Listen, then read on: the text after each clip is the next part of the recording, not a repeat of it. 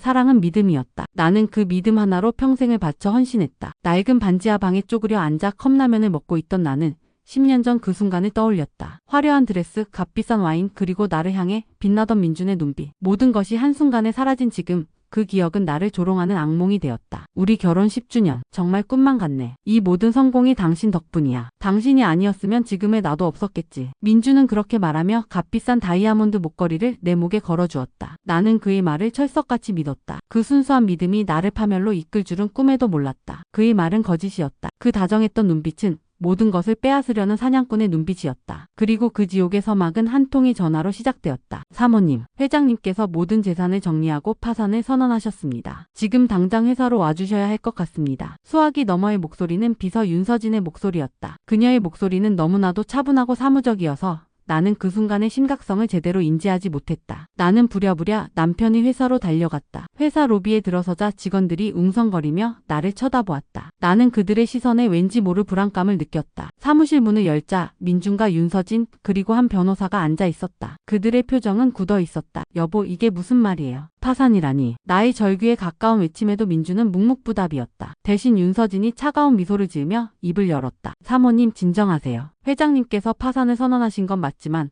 모든 재산을 잃으신 건 아닙니다. 사모님 명의로 된 재산만요. 나는 윤서진의 말뜻을 이해할 수 없었다. 내 명의로 된 재산이라니. 나는 나의 모든 재산을 민준의 사업에 투자했는데 그게 무슨 소리야. 내 명의로 된 집인데 내가 왜 나가요. 내가 절규하듯 소리치자 민준이 마침내 고개를 들었다. 그의 눈빛은 내가 알던 그 다정한 눈빛이 아니었다. 차갑고 매서웠다. 선영아, 우리가 너무 오래 같이 살았나 보다. 지겹다. 솔직히 말하면 파산 위기 같은 건 없었어. 이건 다 내 사업을 위한 계획이었지. 나는 그의 말에 충격을 받아 몸이 굳어버렸다. 당신 명의로 된 재산, 내 사업 자금으로 다 돌려놨고 이제 당신은 아무것도 없는 빈털털이야. 민준은 마치 날씨 이야기를 하듯 아무렇지 않게 말했다. 그리고 그는 이혼 서류를 내밀었다. 그리고 서진이가 진짜 내 사람이야. 이제 우리 이혼해. 난 서진이랑 새 출발할 거야. 나는 그 자리에서 모든 것을 잃었다. 사랑도 재산도 가정도 모두. 나의 인생은 그렇게 한순간에 산산조각이 났다. 그들의 완벽한 연극에 노란한 내가 세상에서 가장 어리석은 바보였다는 것을 깨달았다. 하지만 나는 이대로 무너지지 않으리라. 내 모든 것을 빼앗은 그들에게 내 생이 가장 화려한 복수를 선사하리라. 나는 모든 것을 잃은 절망의 끝에서 한 줄기 희망을 보았다. 그것은 나의 꿈이었던 디자인,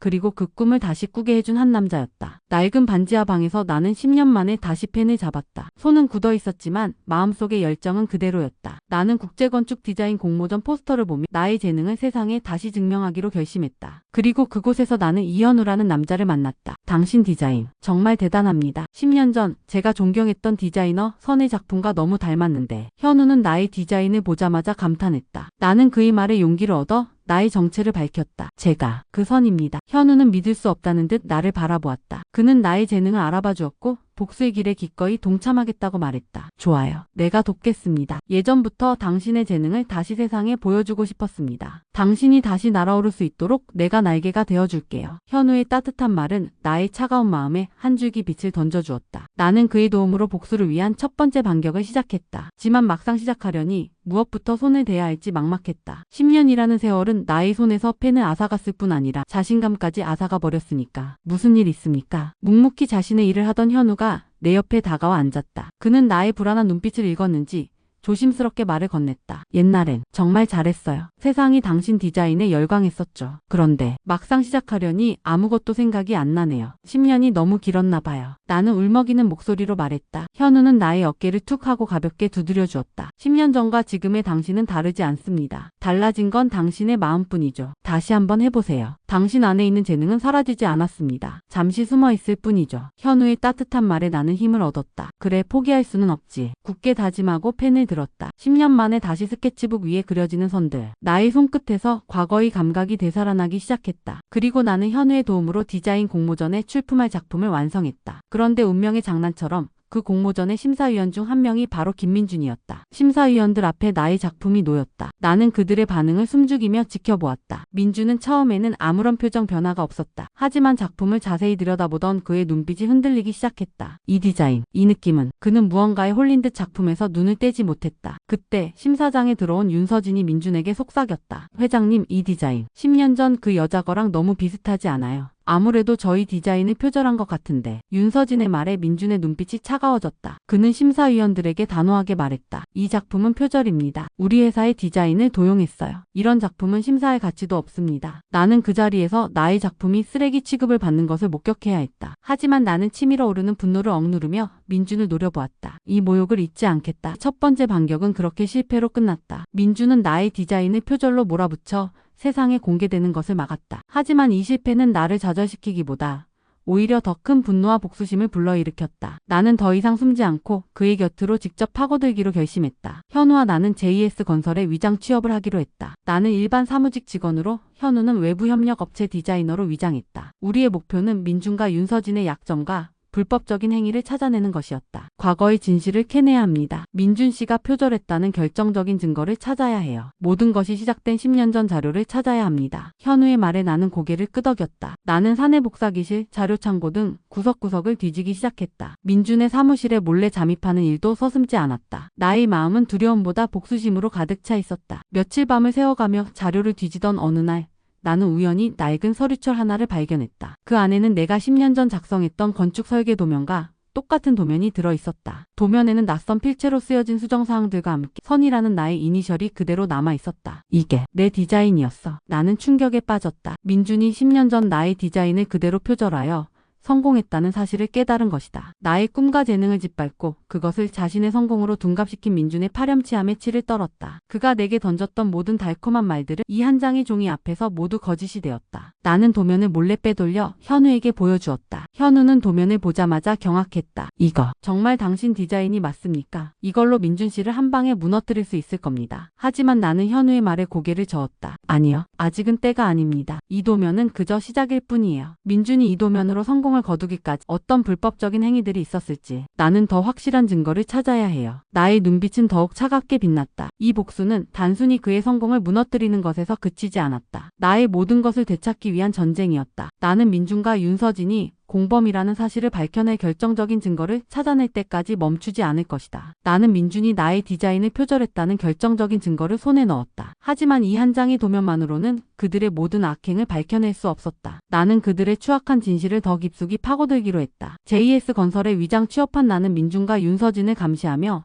그들의 약점을 찾고 있었다. 그들은 내가 모르는 줄 알고 내 앞에서 나 뜨거운 불륜 행각을 벌였다. 그들의 위선적인 모습을 보며 나는 구역질이 올라오는 것을 참아내야 했다. 그때 나의 눈에 들어온 것은 윤서진이 들고 다니는 USB였다. 저 안에 뭔가 있을 거야. 민준의 또 다른 비리가 담겨 있을지도 몰라. 나는 직감적으로 USB 안에 중요한 증거가 들어있을 것이라 확신했다. 그러나 그녀는 단 한 번도 그 USB를 자신의 몸에서 떼어놓지 않았다. 그녀는 내가 자꾸 주변을 서성거릴 때마다 의심의 눈초리로 나를 쳐다보았다. 박사원, 자꾸 내 주변을 맴도는데 혹시 뭐 잃어버린 거라도 있나요? 윤서진의 차가운 목소리에 나는 당황했지만 애써 태연한 척 대답했다. 아닙니다, 윤 비서님. 그냥 제자리에 갈 뿐입니다. 그녀는 나를 뚫어져라 쳐다보더니 이내 비웃으며 돌아섰다. 나는 그녀의 방심한 틈을 타 USB를 훔치기로 결심했다. 어느 날 밤 야근을 핑계 삼아 회사에 남았다. 윤서진이 잠깐 자리를 비운 사이 나는 그녀의 방에 몰래 들어갔다. 심장은 터질 듯이 뛰었다. 나는 서랍을 뒤지기 시작했다. 그때 문이 열리고 윤서진이 들어왔다. 나는 윤서진에게 들킬 위기에 처했다. 윤서진은 의심의 눈초리로 나를 노려보았다. 박사원, 여기서 뭐 하는 거죠? 퇴근 안 하고?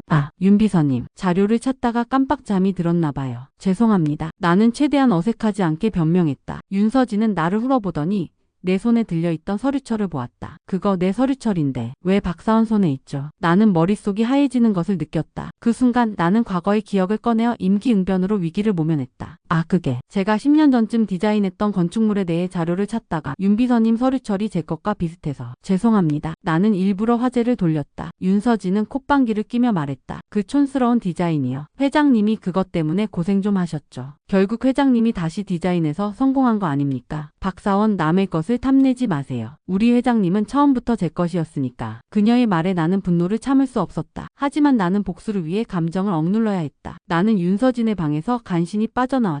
USB를 훔치는 데는 실패했지만 그녀의 말에서 나는 확신을 얻었다. 그래, 저 안에 민준의 성공과 관련된 무언가가 확실히 들어있어. 나는 현우에게 연락해 이 사실을 알렸다. 윤서진의 USB 안에 분명히 중요한 증거가 있습니다. 하지만 직접 훔치기는 어려울 것 같아요. 현우는 나의 말에 잠시 생각에 잠기더니 이내 단호한 목소리로 말했다. 그럼 다른 방법을 써야죠. 이 방법밖에 없습니다. 해킹에 성공하면 민준 씨가 저지른 모든 불법 행위들을 알 수 있을 겁니다. 나는 현우의 계획에 따르기로 했다. 이제 복수는 걷잡을 수 없는 방향으로 흘러가고 있었다. 이 길의 끝이 어디일지 알 수 없었지만 나는 멈추지 않을 것이다. 모든 것을 되찾기 위해 이 방법밖에 없습니다. 해킹에 성공하면 민준 씨가 저지른 모든 불법 행위들을 알 수 있을 겁니다. 현우의 말에 나는 불안했지만 다른 방법이 없었다. 나는 현우의 계획에 따르기로 했다. 우리는 민준이 없는 늦은 밤 회사로 잠입하기로 했다. 어느 날 밤 회사가 텅 비었을 때 나와 현우는 몰래 회사로 잠입했다. 현우는 전문적인 장비를 능숙하게 다루며 민준의 컴퓨터 앞에 앉았다. 나는 불안한 마음으로 주변을 살피며 망을 보았다. 성공했습니다. 여기 있습니다. 민준의 모든 불법 행위들이. 현우가 기쁨에 가득 찬 목소리로 말했다. 모니터에는 민준이 나의 디자인을 표절한 증거,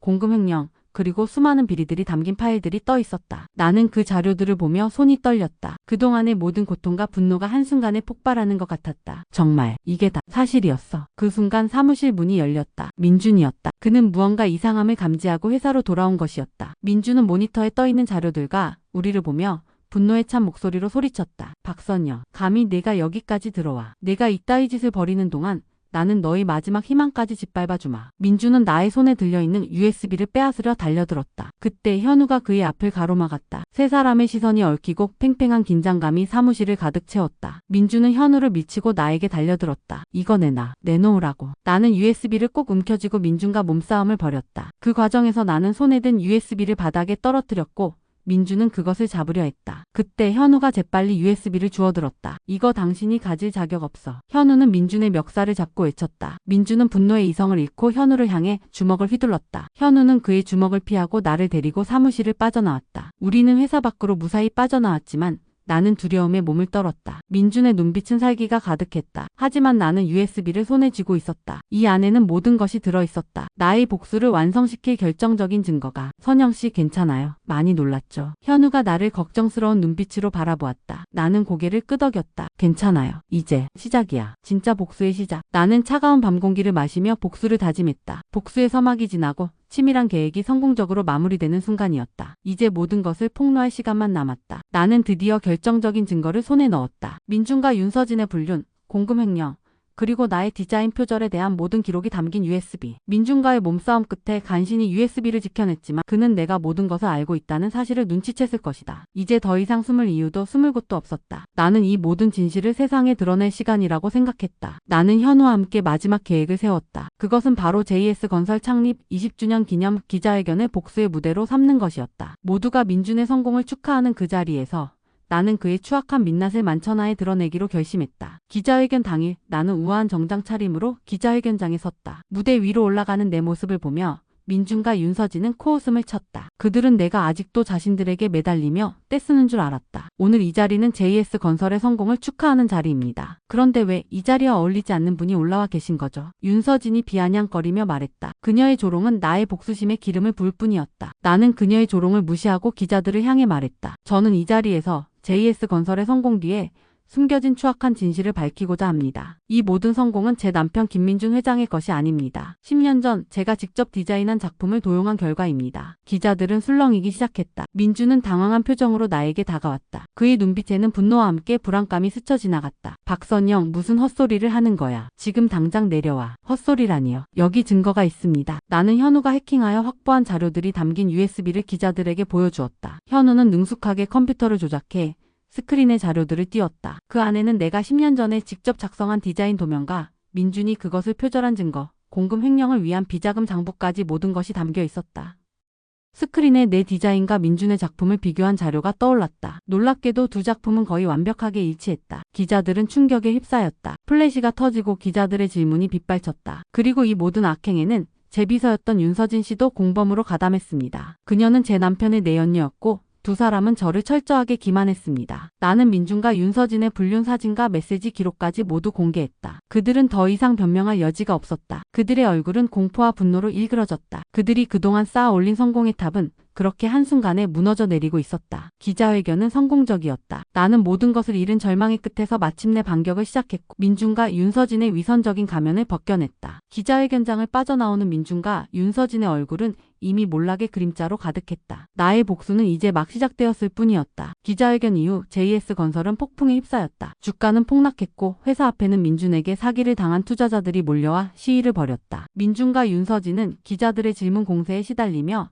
경찰에 체포되어 조사를 받게 되었다. 나는 그들이 경찰서로 들어가는 모습을 멀리서 지켜보았다. 한때 나의 전부였던 남자와 그의 뒤를 쫓으며 나를 조롱했던 여자. 그들은 이제 서로에게 책임을 전가하며 진흙탕 싸움을 벌였다. 민준은 모든 것이 윤서진의 계획이었다며 그녀를 탓했고 윤서진은 민준에게 이용당했을 뿐이라며 눈물을 흘렸다. 선영 씨, 민준 씨가 불법으로 빼돌렸던 재산 이제 다 되찾을 수 있을 겁니다. 현우가 나에게 말했다. 나는 그의 말에 고개를 끄덕였다. 민준은 나의 재산을 빼돌려 비자금을 만들었지만 내가 확보한 증거 덕분에 모든 것이 드러났다. 네, 하지만 저는 그 돈을 다시 가질 생각이 없어요. 왜요? 그 돈이면 당신의 디자인 회사를 다시 세울 수 있잖아요. 현우는 나의 결정에 의아해했다. 나는 그의 물음에 담담하게 대답했다. 그 돈은 내게 있어 더러운 돈입니다. 복수를 위한 수단이었을 뿐 내 삶의 전부가 될 수는 없어요. 나는 이제 나의 재능만으로 다시 일어설 겁니다. 나는 민준과 윤서진이 구속되는 모습을 멀리서 지켜보았다. 그들의 얼굴에는 끔찍한 절망과 후회가 가득했다. 내가 10년 전 겪었던 그 감정을 그들도 이제야 느끼고 있었다. 그들은 서로를 탓하며 추악에 몰락했다. 나는 더 이상 그들에게 증오를 느끼지 않았다. 그들은 나를 파멸로 몰아넣었지만 동시에 나에게 새로운 삶을 선물한 존재들이었다. 그들의 배신 덕분에 나는 잊고 살았던 나의 꿈과 열정을 다시 찾을 수 있었으니까. 나의 복수는 이제 끝이 보이고 있었다. 나는 복수를 끝낸 후 현우와 함께 작은 디자인 회사를 차렸다. 회사의 이름은 선. 나의 디자인 이니셜인 동시에 선한 마음으로 세상을 아름답게 만들겠다는 나의 새로운 다짐을 담은 이름이었다. 우리는 나의 재능과 그의 열정을 합쳐 새로운 작품들을 만들어냈다. 나의 디자인은 다시 한번 세상의 주목을 받기 시작했다. 선영 씨, 이젠 당신이 진짜 성공할 차례입니다. 10년 전 내가 당신을 처음 만났을 때부터 알아봤습니다. 당신은 천재예요. 현우는 진심으로 나를 응원했다. 그의 따뜻한 격려에 나는 미소 지었다. 복수를 끝낸 후의 삶은 생각했던 것보다 훨씬 더 평온했다. 복수심에 불타올랐던 나의 마음은 이제 평화와 희망으로 가득 찼다. 나는 민준과 윤서진에게 더 이상 증오를 느끼지 않았다. 그들은 내 인생의 악몽이었지만 그 덕분에 나는 진짜 나를 찾을 수 있었으니까. 만약 그들의 배신이 없었다면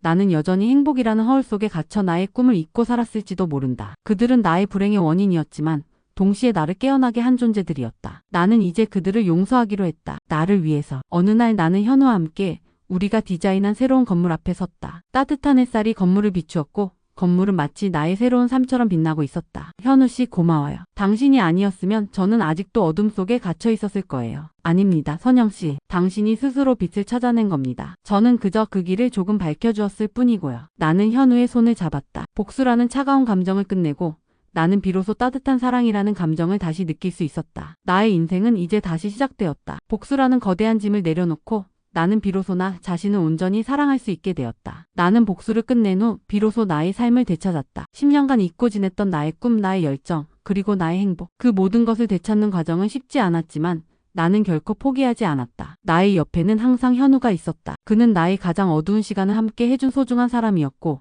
이제는 나의 가장 밝은 미래를 함께 할 사람이었다. 우리의 디자인 회사선은 꾸준히 성장했고 우리는 새로운 프로젝트를 시작했다. 그것은 바로 소외된 이웃들을 위한 공공주택 디자인이었다. 나의 재능이 복수가 아닌 세상을 아름답게 만드는 데 쓰이는 순간이었다. 현우는 그런 나를 보며 진심으로 기뻐했다. 선영 씨, 당신이 예전에 말했던 꿈이 바로 이런 거였죠. 당신은 정말 대단한 사람입니다. 현우의 말에 나는 미소 지었다. 그의 눈빛은 언제나 나를 향해 있었다. 나는 그와 함께하는 이 순간이 내 생이 가장 아름다운 순간이라는 것을 깨달았다. 복수를 위해 달려왔던 시간들은 나를 고통스럽게 했지만 그 시간들이 있었기에 나는 현우를 만날 수 있었고 나의 진짜 행복을 찾을 수 있었다. 우리는 결혼을 약속했다. 낡은 반지하 방에서 시작된 나의 삶은 사랑과 꿈이 가득한 새로운 보금자리에서 다시 시작되었다. 나는 더 이상 과거에 얽매이지 않았다. 민준과 윤서진은 더 이상 나의 삶에 영향을 미치지 못했다. 그들은 나의 불행의 원인이었지만 동시에 나를 깨어나게 한 존재들이었다. 나는 이제 그들에게 감사한 마음마저 들었다. 며칠 뒤 나는 현우와 함께 우리가 함께 디자인한 공공주택 앞에 섰다. 아이들이 뛰놀고 사람들이 웃고 있었다. 따뜻한 햇살이 그들의 얼굴을 비추었다. 나는 그들을 보며 행복을 느꼈다. 진정한 행복은